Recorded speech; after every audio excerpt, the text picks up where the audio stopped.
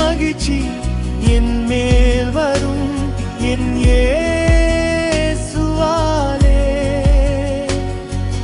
நித்திய மகிழ்ச்சி என் மேல் வரும் என்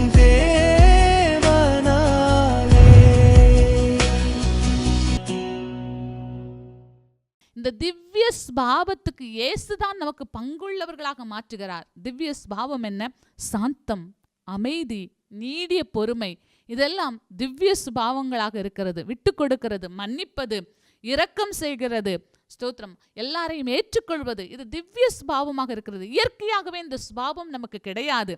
நாம் பாவம் செய்ததனால இந்த சுபாவங்கள் எல்லாம் நான், எனக்கு, சுயநலம் என்று போய்விட்டது. வெறுப்பு, வைராக்கியம், கசப்பு என்று நம்முடைய குணங்கள் கெட்டு போய்விட்டது. இயேசு வரும்போதுதான் ஒரு மனிதனுடைய குணங்களை மாற்றுகிறார். அதே போல ஒரு மனிதனுடைய குணங்களை மாற்ற எந்த தியானங்களும் உதவி செய்யாது, எந்த மகான்களும் உதவி செய்ய முடியாது, எந்த மோட்டிவேஷனல் ஸ்பீச்சும் உங்களுடைய குணங்களை மாற்ற முடியாது. உங்களுடைய குணங்கள் மாற வேண்டும் என்று சொன்னால் இயேசுவோடு நீங்கள் இணைக்கப்பட்டிருக்க வேண்டும். இயேசு கிறிஸ்துவின் இரத்தத்தினால் வருகிற பாவ மன்னிப்பின் நிச்சயத்தை நீங்கள் பெற்றுக்கொண்டு வசனத்தை வாசிக்க வாசிக்க வாசிக்க வசனம் உங்கள் இருதயத்தை கழுவும். அப்பொழுது இயேசுவை போல நம்முடைய வாழ்க்கை மாறுகிறது.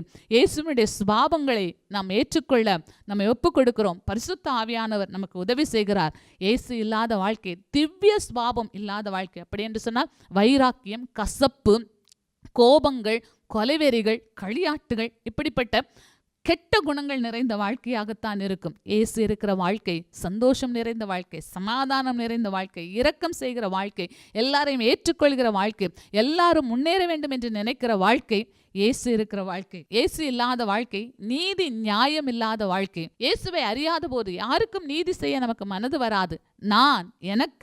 நான் சரியாகத்தான் செய்கிறேன் என்று சொல்லி சுயநீதியை பிடித்து கொண்டிருப்போம். இயேசு கிட்ட வரும்போதுதான் நம்முடைய நீதியெல்லாம் அழுக்கான கந்தை என்று தெரியும். ஒருவன் ஒரு கண்ணத்தில் அறைந்தால் மறு கண்ணத்தையும் காட்டு என்று இயேசு சொல்லிக் கொடுத்தாரே. நம்மளுடைய நீதியின்படி ஒரு கண்ணத்தில் அறைந்தால் மறு கண்ணத்தில் அடி வாங்காதபடிக்கு நான் விலகி போய்விடுவேன் என்கிறதான் நம்முடைய நீதியாயிருக்கும். அல்லது அவன் என்னை ஒரு அடி அடித்தால் நான் 2 அடி அடிப்பேன், அதுதான் நம்முடைய நீதியாயிருக்கும். ஆனால் இயேசுவை ஏற்றுக்கொள்ளும் போது அவர் என்ன சொல்லிக் கொடுக்கிறார்? ஒரு கண்ணத்தில் அறைந்தால் மறு கண்ணத்தையும் காட்டு என்று சொல்லுகிறார். புதியின் கோட்டை ஆலயம் புதிய பேருந்து நிலையம் அருகில், திருநெல்வேலி 620007 தமிழ்நாடு, தென்னிந்தியா. இணையதள முகவரி www.fortopriceministries.org.